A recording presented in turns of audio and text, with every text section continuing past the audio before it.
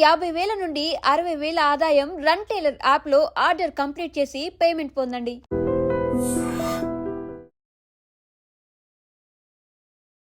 Hi hello నమస్తే, welcome to iDream media. నేను మీ శ్రావ్య. Stock market ఎలా ఉంది, ఇప్పుడు పాజిటివ్ ఉందా నెగిటివ్ ఉందా, వీటన్నిటి గురించి పూర్తి డీటెయిల్స్ ఇవ్వడానికి మనతో పాటు certified financial planner Anil Kumar Bachchu గారు ఉన్నారు. నమస్తే సార్. నమస్తే అండి. సో ఈ వీక్ స్టాక్ మార్కెట్ ఎలా ఉంది, పాజిటివ్ ఉందా, నిఫ్టీ 50 పాజిటివ్ ఉందా, లేకపోతే సెన్సెక్స్ పాజిటివ్ ఉందా, వాటి గురించి ఒకసారి చెప్తారా? తప్పకుండా. యాక్చువల్లీ ఏంటంటే ఈ వీక్ మార్కెట్ ఇప్పటివరకు అయితే మోరార్లెస్ అంటే సైడ్ వేస్ మూమెంటే కానీ అటు అగ్రెసివ్గా ఎటువైపు మూవ్ అవ్వట్లేదు. మనం ఫ్రైడే కన్నా మోరార్లెస్ ఇవాళ చూస్తే ఆల్రెడీ ఫ్రైడే ఉన్న రేంజ్లో వచ్చేసింది. 25,380 రేంజ్లో, ఆ రేంజ్లోనే ఉంది. మధ్యలో కొంచెం ఉన్న మైల్డ్ పాజిటివ్ ఉండింది, నిన్న కొంచెం నెగిటివ్ ఉన్న. So on the whole there is no direction ఈ వారంలో. హ్యూజ్గా అటు పైకి వెళ్ళడానికి కానీ అటు 25,500 క్రాస్ చేసి 26,000 మూవ్ అవ్వట్లేదు, ఆర్ 25,300 దాటేసి 25,000 కూడా రావట్లేదు. సో ఎందుకంటే క్వైట్ అ ఫ్యూ థింగ్స్ కోసం మార్కెట్స్ వెయిట్ చేస్తూ ఉన్నాయి. So one of the important thing ఏంటంటే trade deal which is going to, అంటే ఇవాళ 9th ట్రంప్ టారిఫ్ది ఒకవైపు అయితే, ట్రంప్ ఇండియా అండ్ యూఎస్ మధ్యలో ట్రేడ్ డీల్ ఏదైతే ఉందో 9th వరకు డెడ్ లైన్ ఉండింది. సో నిన్న సాయంత్రానికైతే ఇంకా అనౌన్స్మెంట్ ఇవాళకైతే ఇంకా రాలేదు. బట్ అది ఒక పాజిటివ్ డైరెక్షన్లో ట్రేడ్ డీల్ ఉండబోతోంది. అంటే ఫుల్ ఫ్లెజ్డ్ ట్రేడ్ డీల్ కాకపోయినా కొన్ని ఏవైతే కంటెన్షియస్ పాయింట్స్ ఏంటంటే, కొన్ని ఇండియన్ కన్సర్న్ ఏంటంటే అగ్రిలో, మళ్ళీ డైరీలో వచ్చేసి రెండు ఏవైతే మేజర్ కోర్ ఇండస్ట్రీస్ మనకు ఉన్నాయో వాటిలో మాత్రం యుఎస్ పెట్టుబడులు కానీ యుఎస్ వాటిని కంపెనీస్ను కానీ ఇప్పుడే అలో చేయమని మనం కొంచెం ఫర్మ్ స్టాన్స్ తీసుకున్నాం అన్నమాట. అందుకోసమే పక్కన పెడదాం, తర్వాత డిస్కస్ చేద్దాం అనుకుని ఫుల్ ఫ్లెజ్డ్ డీల్ బదులు ఒక మినీ డీల్ అవుతోంది. మోస్ట్ ప్రాబ్లీ వాళ్ళు అనౌన్స్ అవ్వచ్చు. అందుకే మనం ఇది ఇంకా ఎటువంటి టారిఫ్స్ అనౌన్స్ చేయలేదు యాజ్ సచ్, బికాజ్ బంగ్లాదేశ్ కానీ, వియత్నాం కానీ, జపాన్ కానీ, కొరియా కానీ మల్టిపుల్ కంట్రీస్తో ఎక్కడైతే డీల్ అయ్యే అవకాశం లేదో, ఆర్ చర్చలు ముందుకు వెళ్ళట్లేదు, అక్కడ వాళ్ళు అనౌన్స్ చేశారు August 1 నుంచి. యాక్చువల్లీ అందరూ ఏమనుకున్నారంటే 9th తర్వాత ఇమ్మీడియట్గా ఈ టారిఫ్స్ ఏవైతే ఉన్నాయో అవి ఇంప్లిమెంట్ అవుతాయి అనుకున్నారు. బట్ వాటిని అన్నింటినీ కూడా August 1 నుంచి అని తను పోస్ట్పోన్ చేశారు. సో అదొక మేజర్ చెక్ పాయింట్ అనమాట. హోప్ఫుల్లీ ఇవాళ సాయంత్రానికి ఏదైనా మనకి ఒక డీల్ కంక్లూడ్ అయితే మాత్రం మార్కెట్స్కి కొంచెం అట్లీస్ట్ కొంచెం ఒక రకమైన డిరెక్షన్ వస్తుంది.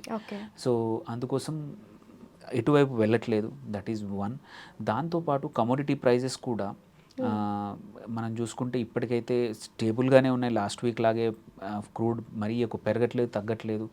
సో అండ్ రిజల్ట్స్ సోఫార్ ఇప్పటివరకు కొన్ని చిన్న కంపెనీస్ వచ్చాయి, బట్ ఇవాళ రేపు చాలా companies quarterly results, first quarter results ఈ 2025లో Q1 రిజల్ట్స్ ఏవైతే ఉన్నాయో కొన్ని చిన్న కంపెనీస్ అనలైజ్ ఇచ్చాయి, లైక్ కొన్ని పెద్దవి కూడా ఇచ్చాయి.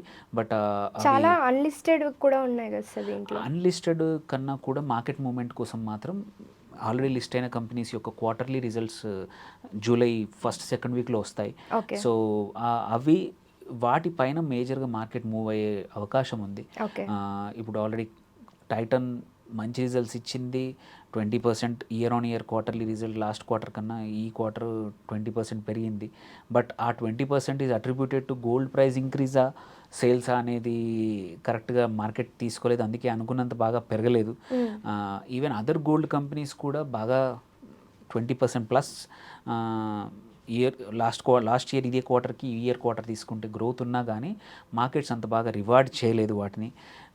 సో అంటే ఈ డైరెక్షన్స్ అనేది ఇప్పుడు ఇవాళ ఎస్పెషల్లీ TCS కానీ మల్టిపుల్ IT కంపెనీస్ కూడా ఇవాళ కొన్ని, రేపు కొన్ని ఇస్తాయి, అండ్ ఓవర్ ద వీకెండ్ కూడా ఇవ్వబోతున్నాయి. సో అందుకే ఈ 2 రోజుల్లో కూడా మార్కెట్ ఎటువంటి పెద్దగా డైరెక్షన్స్ చేయట్లేదు. సో ఐదర్ ఇటు ఇవే కాకుండా ఇన్ఫ్లేషన్ డేటా కానీ ఏ డేటా కూడా మేజర్ పాలసీ అనౌన్స్మెంట్స్ కూడా ఈ వారం జరగలేదు. ఒకటే జరిగింది ఏంటంటే, మన జైన్ స్ట్రీట్ అనే కంపెనీ ఏదైతే ఉందో ఆప్షన్స్లో రిగ్గింగ్ చేసి, అంటే బేసికలీ ఇర్రెగ్యులారిటీస్ చేసి నియర్లీ 36,500 కోట్ల పైన సంపాదించింది అని దానికోసం ఒక 4,500 కోట్ల ఫైన్ సెబీ ఫ్రైడే రోజు వేసింది. అండ్ ఆ కంపెనీని ఇండియన్ మార్కెట్లో ఎటువంటి ట్రేడింగ్ చేయకుండా బ్యాన్ చేసింది. ఓకే. దాని తర్వాత పరిణామాలు ఏంటంటే అట్లాంటి కంపెనీస్ ఇంకొక 10-15 కంపెనీస్ ఉన్నాయి which are operating at a similar level. వాటికి కూడా ఇది చూసి ఈ ఫైన్ ఈ బ్యాన్ చూసి అవి కూడా యాక్టివిటీ తక్కువ చేశాయి. అందుకే ఆప్షన్స్లో హోప్ఫుల్లీ ఆల్రెడీ దెర్ ఈజ్ ఏమంటారు మ్యూటెడ్, అంటే ఆప్షన్స్ ఎక్కువగా అగ్రెసివ్గా జరగట్లేదు ఈ వీక్లో. అండ్ దీన్ని బట్టి కూడా మార్కెట్స్ అన్ని అడ్జస్ట్ అవ్వాలి. బికాజ్ ఇంతకుముందు ఆప్షన్స్ ఎస్పెషల్లీ వెనస్డే థర్స్డేస్ ఎప్పుడైతే ఎక్స్పైరీ డేట్స్ ఉంటాయో markets were very volatile. Because ఏంటంటే ఇట్లాంటి ఇప్పుడు తర్వాత తెలిసింది ఏంటంటే ఈ వొలటిలిటీకి కారణం ఏంటంటే ఇట్లాంటి కంపెనీస్ ఆప్షన్స్ ఏమో ఇక్కడ కొనడం కానీ అమ్మడం చేసి సైమల్టేనియస్లీ కీ స్టాక్స్ ఏవైతే ఉంటాయో లైక్ ఎగ్జాంపుల్ బ్యాంక్ నిఫ్టీలో వాళ్ళు పుట్ ఆప్షన్స్ అమ్మారనుకో ప్రైస్ తగ్గడానికన్నా పెరగడానికన్నా అటు మెయిన్ 1 or 2 స్టాక్స్లో 300-400 కోట్లు పెట్టి ఒకేసారి ఇమ్మీడియట్గా అమ్మడము కొనడం చేసి మార్కెట్ మూవ్ అయితే వాళ్ళు లాభం పొందుతున్నారని తెలిసింది. కాబట్టి ఇప్పుడు అందరూ ట్రాక్ చేస్తున్నారు కాబట్టి కొన్ని కంపెనీస్ ఆపరేషన్స్ తక్కువ చేశాయి. సో ఈ ఆల్రెడీ వొలటిలిటీ తగ్గింది. మనం చూసుకుంటే లాస్ట్ వీక్ కన్నా ఈ వీక్ వొలటిలిటీ తగ్గింది. అండ్ ఆల్సో ఇంకొక మేజర్ థింగ్స్ ఏంటంటే సెబీస్ చెప్తుంది ఏంటంటే ఈ వీక్లీ ఆప్షన్స్ అనేది మొత్తం తీసేసి ఫోర్ట్నైట్లీ ఆప్షన్స్ చేసే అవకాశాలు ఉన్నాయి అని నిన్న అనౌన్స్మెంట్ వచ్చింది. సో అందుకే ఈ వీక్లో మాత్రం చాలా మ్యూటెడ్గా ఉంది. ఓన్లీ కొన్ని రంగాలు మాత్రమే బాగా ముందుకెళ్తూ ఉన్నాయి. సో అందుకే ట్రేడర్స్ వచ్చేసి ఇప్పుడు కొంచెం జాగ్రత్తగా ఈ వీక్ మాత్రం దే హ్యావ్ టు బి కొంచెం జాగ్రత్తగా ఉండాల్సి వస్తుంది. వాట్ అబౌట్ ఇన్వెస్టర్స్ కూడా ఏంటంటే కొన్ని మంచి స్టిల్ అండర్ వాల్యూడ్ ఉన్న వాటిల్లో మాత్రం కంపల్సరీ ధైర్యంగా కొనవచ్చు. వేర్ వాళ్ళ ప్రాఫిట్ బాగా ఉన్న చోట మాత్రం బుక్ చేసినా పర్లేదు. సో ఆ లెక్కన చూసుకుంటే this is good time for booking profit కొన్ని సెక్టార్స్లో. అండ్ ఎక్కడైతే అండర్ వాల్యూ ఉన్నాయో so where life time high నుంచి చాలా తక్కువలో 30-40% తక్కువ ఉందంటే మాత్రం this is the right time to accumulate. Reason వచ్చేసి దెర్ ఈజ్ మల్టిపుల్ డేటా వచ్చేసింది. ఈవెన్ రీసెంట్గా వచ్చిన గ్లోబల్ ఏజెన్సీస్ కూడా మల్టిపుల్ థింగ్స్ కూడా బై 2030 వరకు మన మార్కెట్స్ ఈజీలీ 30,000 క్రాస్ చేస్తాయి. ఇప్పుడు 25,300 దగ్గర ఉన్నాయి. సో అని ఒక రిపోర్ట్ కూడా వచ్చింది. So that also shows that మన growth will be markets will grow. So only thing is sectors might be different. So but ఈ టైం ఏంటంటే కొంచెం అగ్రెసివ్ పొజిషన్స్ తీసుకోకుండా మార్కెట్స్ ఎటువైపు వెళ్తాయో తెలియదు కాబట్టి ఏదో ఒక క్లియర్ డిరెక్షన్ ఈ ట్రేడ్ టారిఫ్స్ది కానీ మళ్ళీ కమోడిటీ ప్రైజింగ్ది కానీ అండ్ అన్నిటికన్నా ఇంపార్టెంట్ క్వార్టర్లీ రిజల్ట్స్. బికాస్ దాన్ని బట్టి ఏంటంటే చాలా కంపెనీస్ చాలా సెక్టర్స్ రీరేటింగ్ జరుగుతాయి. మంచిగా అనౌన్స్ చేసిన కంపెనీస్కి పాజిటివ్ రేటింగ్ అవ్వచ్చు. ఏవైతే నెగిటివ్ గైడెన్స్ ఇచ్చాయో వాటివన్నీ కూడా రీరేటింగ్ అయ్యి డౌన్ గ్రేడ్ అయ్యే అవకాశాలు ఉన్నాయి.